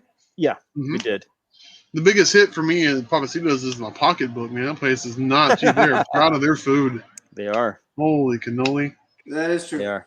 That is true. You know, now the best trip I ever had Papacitos was recently off of 45. We went to the one 45 South. They had those luchador, little luchador margarita cups. I remember that. I will show you my lucha cup. I wanna see Totally jealous. Totally jealous of that too. that. I want that. Yeah, see, exactly. Yeah, they're Exactly. dope. And they had like a whole line of. There were like 12 different ones. My wife Yeah. has a pink and what is yours? Pink and blue.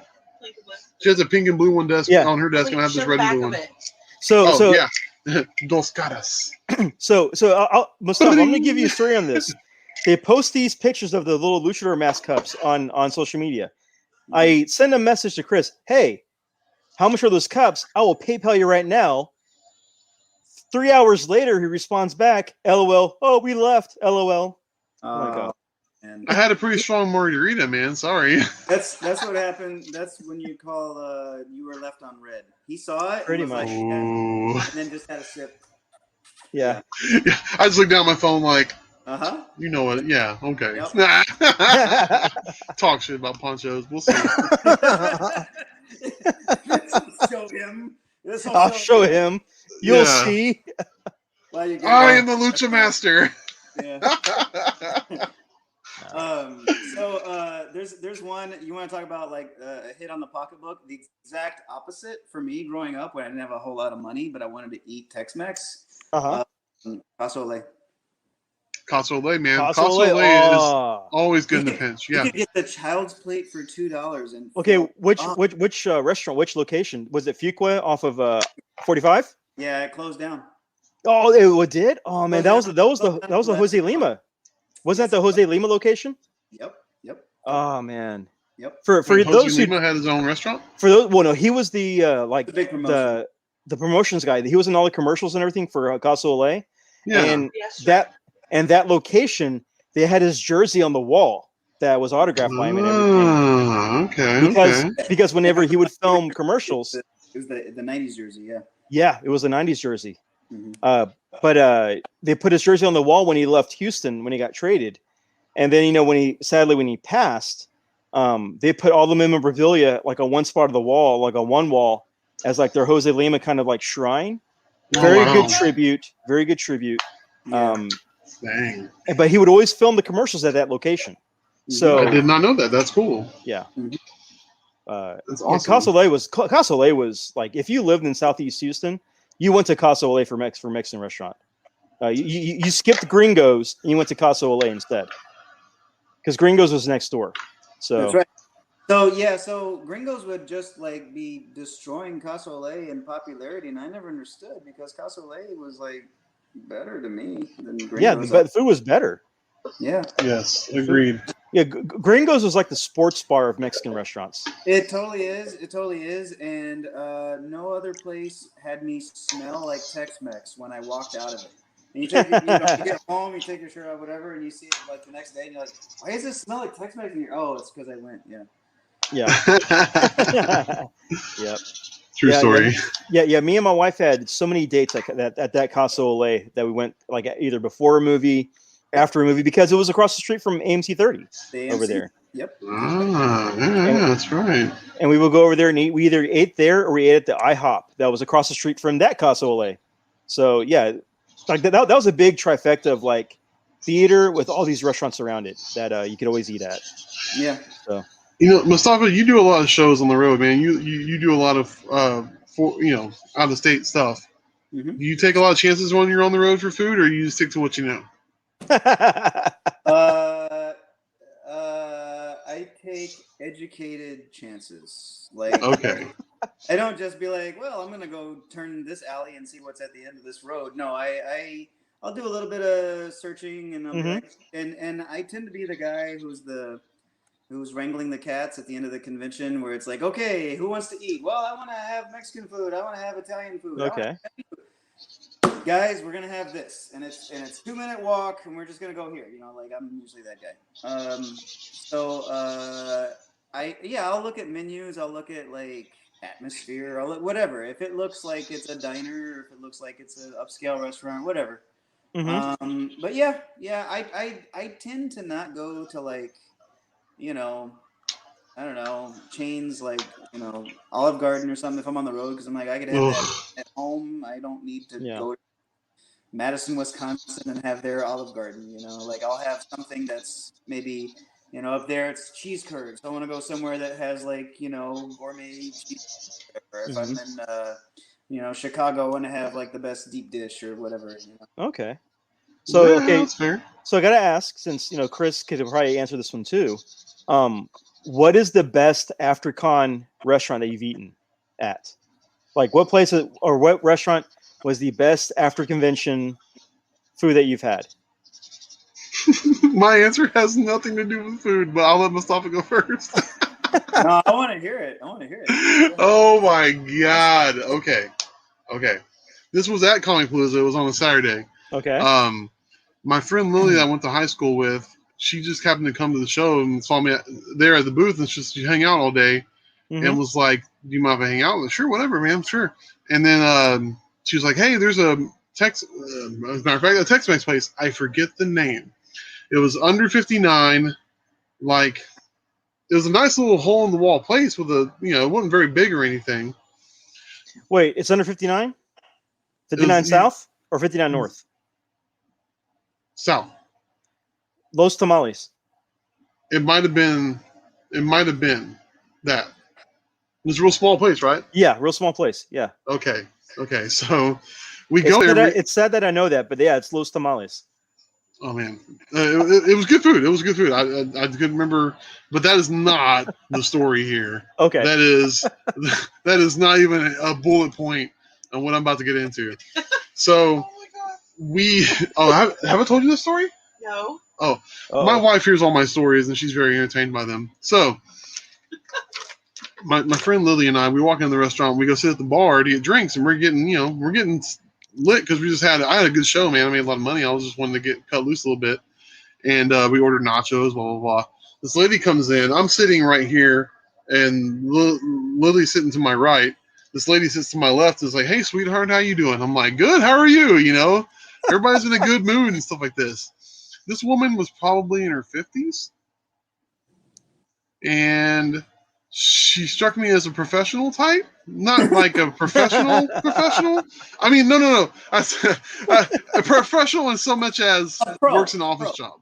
She's a pro. She's being very friendly with us and buying us drinks, and we're not saying no to free drinks. And I excuse myself to the restroom.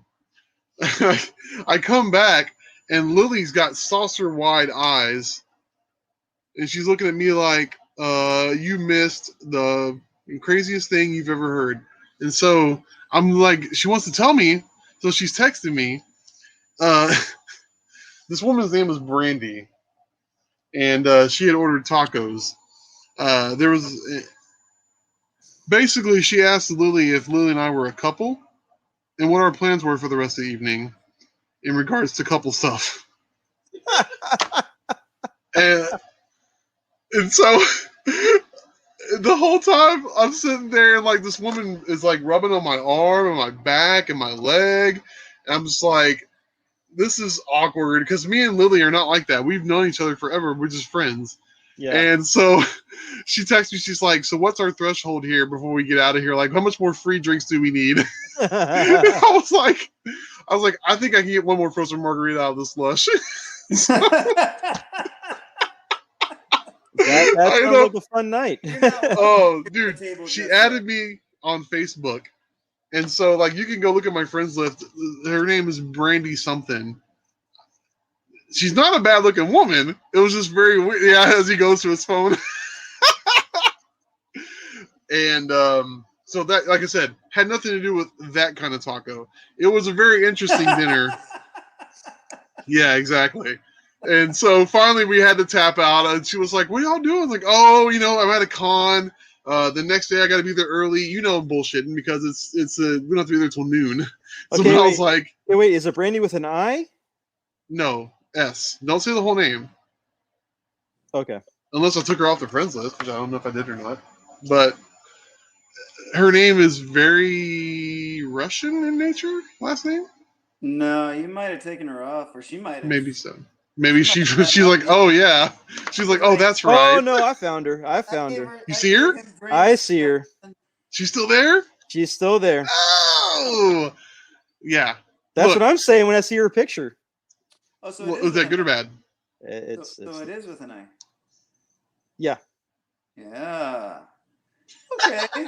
Did I make a good decision or a bad decision? Wait. You made a smart decision. You think so? All Hold right. on. Hey, Hold on. Chris, you might have got hacked. You could have missed an amazing evening.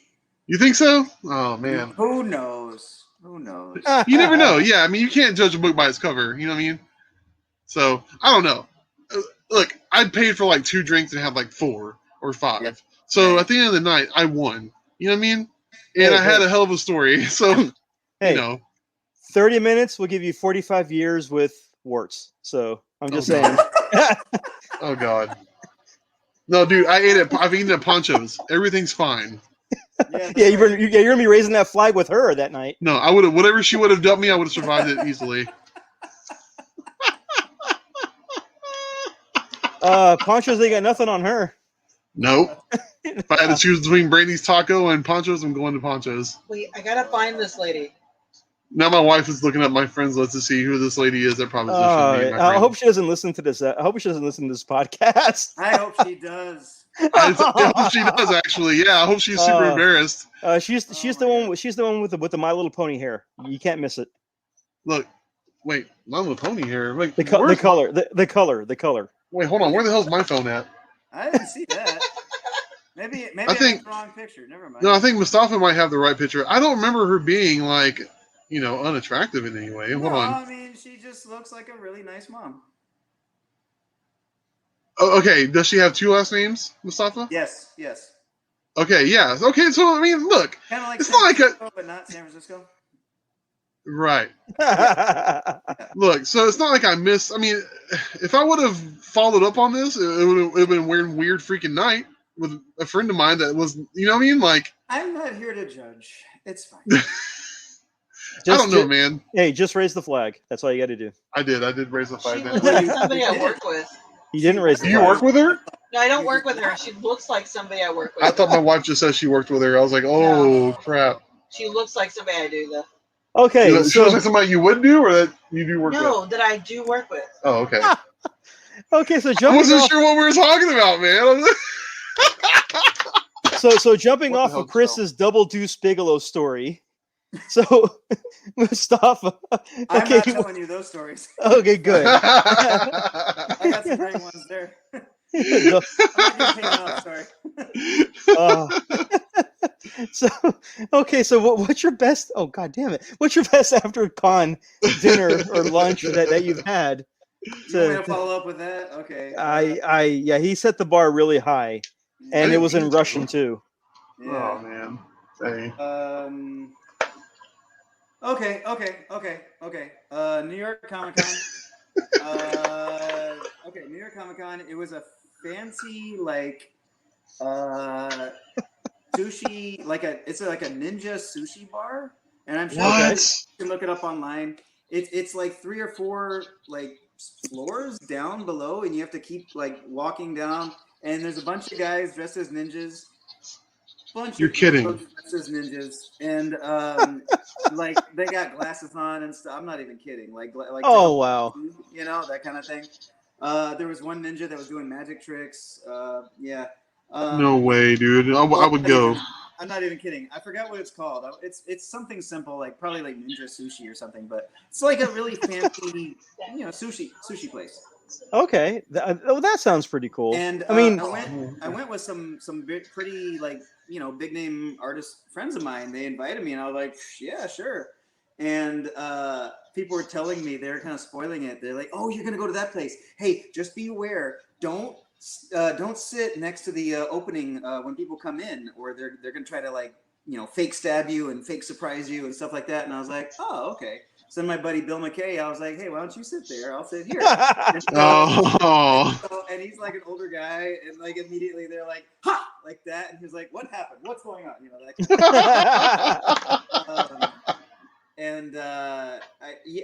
I'm usually the first guy into the haunted houses. Like when it's a group of 3 or 4 of us, they don't really do anything for me because I know it's actors. I know it's fake. So, like when they're jumping out at you and all my friends are running, and then I'm looking at the guy and he's got like a chainsaw and he's like kind of gesturing like, okay, now go. And I'm like, all right, fine. Like that kind of, like that's me, right? So like as I was walking, I was one of the last guys in, and then somebody like had like a plastic ninja star and was like, ha, like that, and I was like, hi. Is that But part of it was maybe spoiled, like it's not going to be just food, But okay. But that was a fun time. That was really fun. Okay. And I hope we can go there again this time. And then afterward, I did karaoke till 4 a.m. So that's awesome. cool. That is awesome. And then Now, I have a quick karaoke story. I'm sorry. Yeah. It has nothing to do with any kind of like indecent proposal. Nothing like that. no Russians. No Russian indecent proposals. What this was, at one point, me and my friend Trish, we were taking gigs as caricature artists for like corporate events, weddings, and stuff like that on like Craigslist. And we got hired to do a wedding at at that big Chinese restaurant. What's that place called that we always drive by for your work gear? It's like a 2-story Chinese restaurant on 59. I don't know, but it's really good. Oh, anyway, we go, we get set up and everything. Everyone is wearing shades indoors. Everybody. This is a very lavish event. We have tip jars out. I'm getting tipped like $50 to $100. I made thousands of dollars at night. Okay. They had a separate room for karaoke, so I excused myself to go because they told us, by all means, if you're hungry, drink, eat, whatever, you can have it, whatever's here. It's open bar, open food, whatever. So I walked by this karaoke stage, and there's a guy singing "Livin' La Vida Loca," and I'm not even making this up, man. He was replacing the L's with R's. He was, and it was funny to me. So it was like it took me a second to get back to my table. He was genuinely having a good time. He was, and I don't know, man. I just thought it was funny because you hear people saying like stereotypical whatever, but like no, he legit did it. Okay, it was crazy. Okay. Anyway, sorry, we got sidetracked, and there you go. It's okay. Now I've never really vended at a convention, but I did work conventions. I used to work at a convention. It's a pretty well known one here in Houston. I'm not going to say the name. I'm not going to give them earlier. Huh? Oh, sorry. If it's the one, I feel like you said it earlier. Yeah, I might have. I might have forgot to. Okay. But the best meal I've had after working that convention for a few days straight, and here's the story that goes along with it.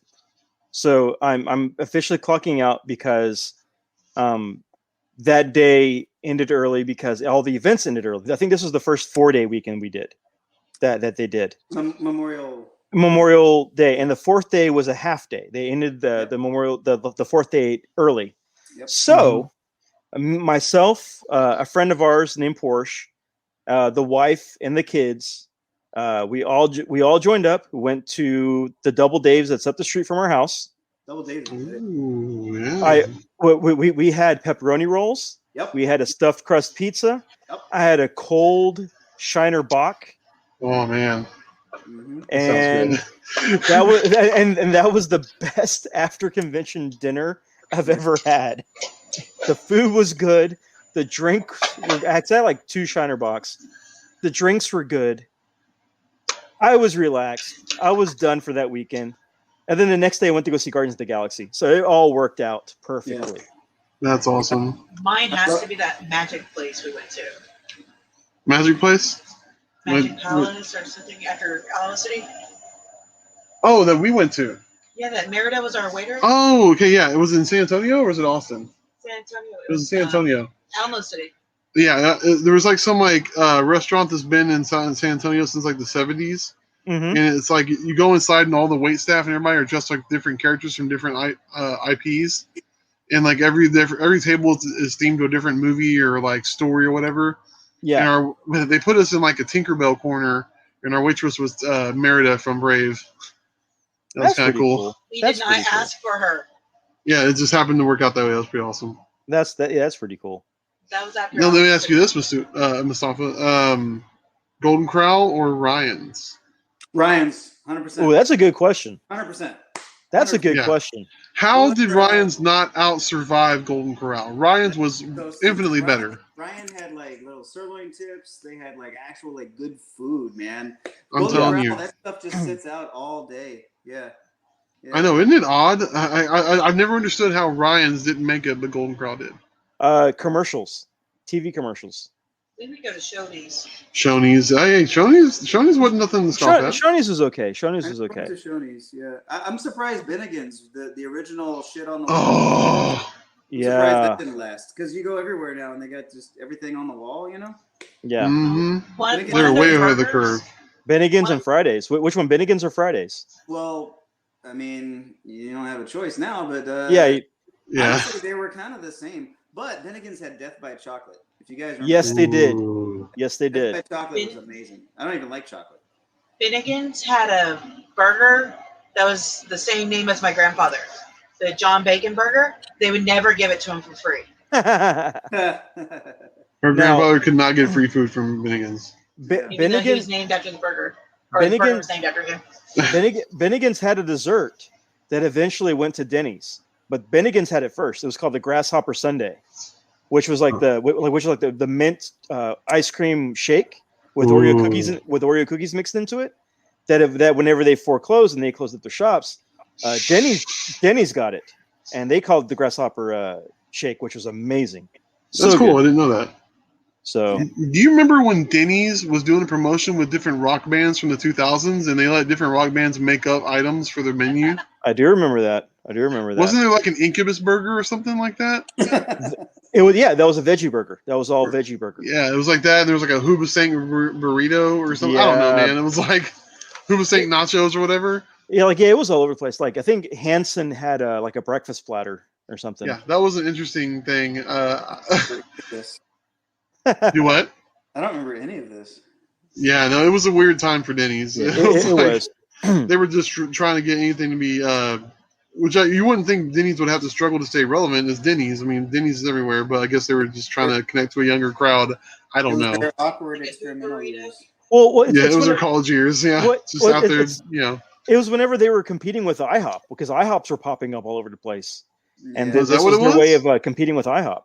Oh, okay, well, that makes sense then. So they were trying to do anything they could to compete with IHOP, and I went to Denny's more just because at IHOP there was always kids, and at that time I was very anti-kid, and I didn't want to be around that. So Denny's was preferred. So I like Denny's. IHOP, I feel like they're not made. They don't make their food with love. Like no, they don't. It's very desperate. It's a desperation kind of place there. See, Denny's. It's like Denny's makes their food with quality care. IHOP makes their food out of microwave, and then you have Waffle House that makes their food out of anger. They make their food out of just anger. I was just about to say, we're talking about how bad Denny's was. We didn't even mention Waffle House. I love Waffle House. I love Waffle House. I love Waffle House too. But I love it.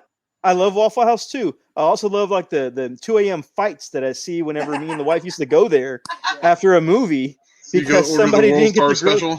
It's like someone didn't get their grilled cheese grilled all the way through, and there's a fist fight that broke out. Yeah, well, you want to talk about how it's made out of anger, right? Like yeah, at Waffle House, it's the only place where you actually see them cook it, so you can see like the animosity when they're like, yeah, here's your stupid hash brown and your damn egg and your and how's your day going? No, it's none of that. It's like I can't believe you kicked me out. I'm just gonna it's like spousal abuse on the food that they're cooking right in front of you. Oh man, I'm telling you, it is crazy. If you ever want to see hate cooking, go to a Waffle House Hate cooking. It's hate Jeez. cooking, anger cooking. Go to a Waffle House. Look, man. I don't know the last time you went to a Waffle House, but they have those breakfast bowls now that they do. Breakfast bowls of hate. Hey, man. I'm just saying, it's just literally. That breakfast Yeah. biscuit, though, man. It's like Oh, it's yeah. good. It's very good. Awesomeness, yeah.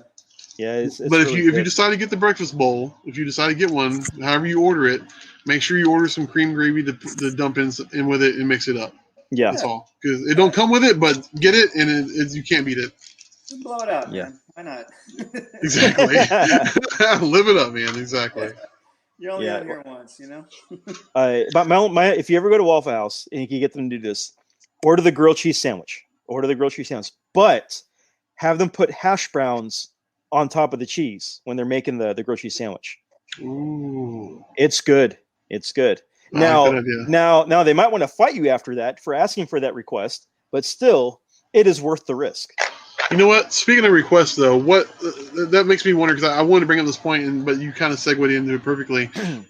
I like how we went from talking about cons and art and like professional things to like the worst Food. and best that the food has to offer. The worst Look, food. what do you order off menu at a drive-through, at a chain drive-through? That they'll do for you. Ooh, that's a good question. Well, for a while for Taco Bell, it was the Frito burrito because that wasn't on the menu. They don't Do they make still? it? They took it off the menu. Can you believe that? They took it off the menu. No, it's gone completely from their menu completely. Not even off menu. It's completely gone. Sonic has the trademark or the licensing for Frito burritos. They call it the Country Burrito. Oh, noted. Now, I got it off menu once. they also took away the Mexican pizza, Yeah. They did. which is really dumb. The reason I ask is because you what? I'm sorry. They took away the 7-layer burrito. Yeah, Did they really? they took away that too. What kind of anarchy is this, man? They also got rid of Ridiculous. they also got rid of the Cool Ranch Doritos Locos Taco. 2020 has been the worst year that ever happened. So it has destroyed our Taco Bell experience. No, the reason I asked is because when I go to Whataburger for breakfast, I order the breakfast on the bun. Yeah, okay. You know, sausage biscuit, but I have them replace the bun with Texas toast. Ooh. Yeah, do that. You're welcome. That's a good one. That's a good one. That's a good now one. now we got some useful. Yeah. Yeah, man, That's a definitely. good one. I Back learned in the some day, stuff. my uncle Fredicle, before they had triple meat, triple cheese at Whataburger, he would order that. He would want a triple, fully loaded, and With a that's side how of triple Whataburger got it. bypass. Yeah. Yeah, my uncle. Yeah. Okay. Met Fredicle. Of course. Mustafa's taking us to the kitchen. He's getting hungry, man. We got all those talking about food. About to be the refrigerator raider over here. A little bit, yeah. Oh, man. No, he's going to Whataburger, actually. He's about to get in the car. I'm gonna take you guys to Shipley's or something at least. Hey, man, I had Whataburger earlier today. It was delicious. Yeah. Can't go wrong, yeah, man. Whataburger. I gotta go.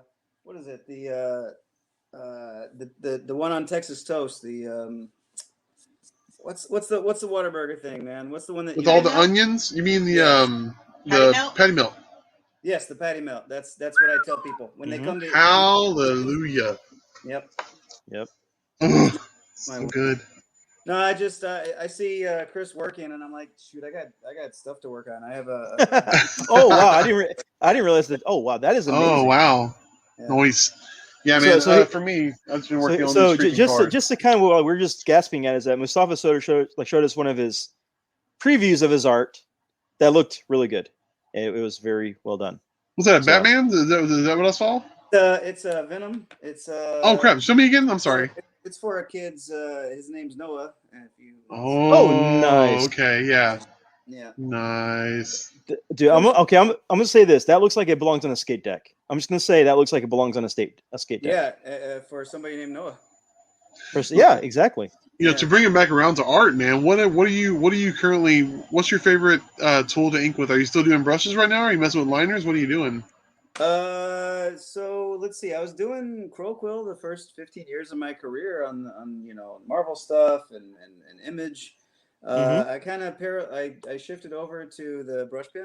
The Kirita. Yes. Nice. I did that actually. Working with Matt. That was the first time I really on Godzilla. Mhm. I couldn't ink him the same way I was inking, other guys, because it's a very kind of loose, flowy style that he does. Yeah. And so I said, okay, I'm going to use the tools that he uses, and I'm going to experiment. I'm going to try some things out, and my work's been faster. My hand doesn't hurt as much, and that's what I've been using. That's fantastic. Nice. Yeah, I was curious about that, man. I know you do some amazing stuff for inking, man. I was curious what you're working with nowadays. You're showing me a video of Shinadu talking mess about That ponchos? popped up. No. This popped up on my memories. Hey, Wazowski's mom. No distractions. No distractions. It popped up on my memories, and he's talking the praises of ponchos. Oh, Shinadu is praising ponchos as opposed to drug damning test. ponchos. Drug test for Shinadu, okay? Drug test. Drug test for you. Drug testing for Shinadu. Is Shinadu an anime character? What's happening here? No, I know. Doesn't he sound like one though? He sounds like one though. No. Shinadu, for those listening, Shinadu is a local Houstonian comedian that has a series of videos where he describes different parts of Houston in a very truthful yet funny way.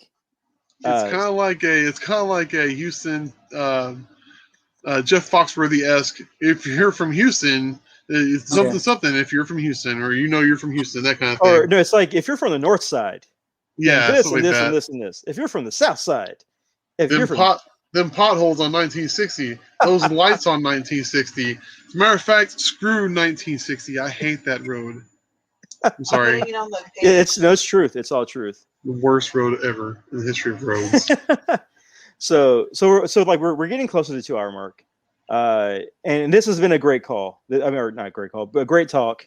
I just want to say thank you, Mostafa, for joining us. Oh yeah, for coming on. I know we had a little some scheduling conflict, but thank you for coming on. Yeah, you've been really kind, man. Thanks for taking the time, and thanks for further affirming that Ponchos will go down as one of the greatest restaurants. Even though we know it's not the best, it still is the best. Dude, Ponchos. Listen, Ponchos is the sixth man of like the dream team. He's like what dream I team? thought you meant the movie. Okay, yeah. What dream team? Like the what dream team? What dream team? You tell me which one. What dream team? Listen, man. Put it on the page. Who's okay? Who's the best sixth man of the dream team? Who was the sixth man of the dream team? Was it John Stockton, or was he a starter? You know what? John Stockton stands towers. He towers over Ponchos. He towers over Ponchos. Is that a compliment? Is that really a compliment? John Stockton is short. I'm saying like you know what, man? Ponchos never flopped. All right. That's true. They never flop. Hey, he said John Stockton, not LeBron. He said John Stockton, not LeBron. He never Ponchos never did a dirty pick. All right. That's true. You're right. Like he got shot in the face with a shotgun by a guy who's like just barely in the league. No. You are 100% right. Yeah. Ponchos never cheated on me. Ponchos never did me wrong. But they cheated on those ingredients. No. Ponchos is head and shoulders above Chewy's. I'm sorry. You were incorrect. You were incorrect there. You were incorrect there, sir. I'm entitled to my opinion. I'm gonna tell you. Ponchos is the GoBots of Chewy's Transformers. Oh man, I don't even know. I can't even. No. Yes. No. Yes. Yeah, I don't know about that. So Mostafa. Okay, where can people find you? Where can people find you? Oh my God, you want my at Ponchos? No, God damn it, Chris. No, you can find me. Let's see, Instagram. Let's see, I am that first name there, Mostafa, Mostafa, and then INK after it. You just do Mostafa Inc. And then you put a .net on it, and that's my website. And you put a little @ and then that's my Instagram or Facebook. That's probably the easiest way to do it. And that's how you'll find me on Xbox too. Okay, I'm going to search you out so we can do some Outriders. Yeah, I need to start that thing. Yeah. Man, I want to get back into Halo, man. I'm having some Halo fiending. The Halo withdrawals?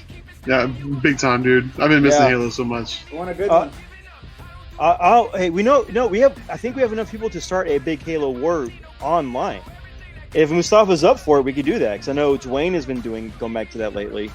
The 3 beers and a mic guys have been doing that lately. So well, yeah, we'll talk about that off air. We'll figure out how to do that. yeah, I'll pop some headshots, absolutely. yeah, we can definitely do that. We can definitely do that. I will bull true everyone. Just like ponchos. So thank you for joining us. It's been fun. It's been a lot of fun, hanging out and talking with you and everything. Yeah, man. Thanks so much. Appreciate it, buddy. Yeah, So- thanks for asking me, guys.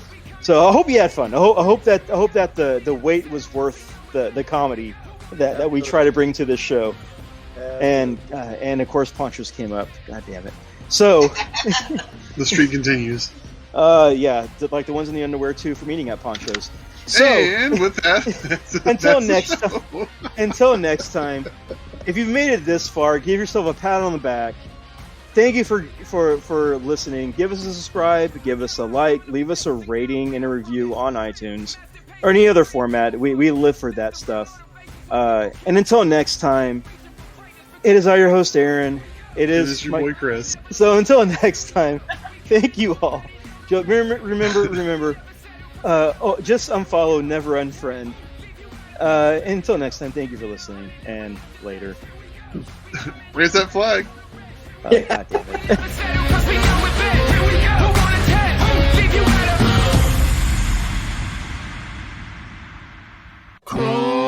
Cross the streams.